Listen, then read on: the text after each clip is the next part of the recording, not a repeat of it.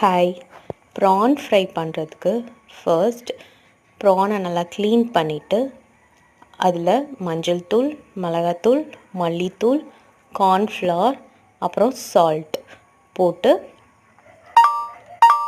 Mix பண்ணி வச்சுக்கலாம். அப்புறம் 30 மினிட்ஸ்க்கு அப்புறம் நம்ம பேனில் ஆயில் போட்டு இதை ஃப்ரை பண்ணோன்னா ப்ரான் ஃப்ரை ரெடி.